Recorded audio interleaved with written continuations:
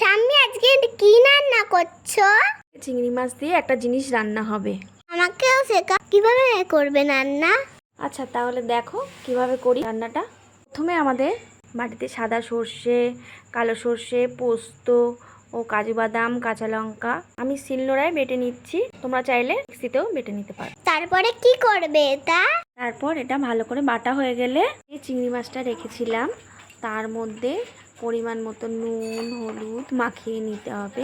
তার সাথে যে মশলাটা তৈরি করেছিলাম সেটা চিংড়ি মাছের মধ্যে মিক্স করে নিতে হবে। ঠাম্মি ওইখানে কেন চিংড়ি মাছ রেখেছো?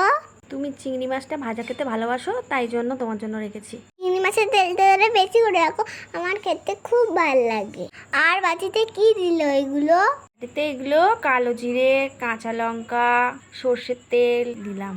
তারপর কড়াইতে জল দিয়ে টিফিন বক্সটা বসিয়ে গ্যাসটা অন করে 10 মিনিটের জন্য ঢাকা দিয়ে রেখে দিলাম। ঠাম্মি খিদে পেয়ে গেছে, কখন হবে রান্না? এই তো তৈরি হয়ে গেছে আমাদের চিংড়ি মাছের ভাপা। এর মধ্যে আমি একটু কাঁচা সর্ষের তেল দিয়ে দিলাম। এবার তুমি খেয়ে দেখো তো বনু কেমন হয়েছে। দাও দাও, তাড়াতাড়ি দাও, খেয়ে দেখি। আমার বনু তো টেস্ট করে বলছে, আমার বনু তো শিখলো, এবার তো তোমাদের বাড়িতে বানিয়ে নিও। টেস্টি হয়েছে খেতে, আবার খাবো আমি। ভালো লাগলে ফলো করে দিও। টাটা।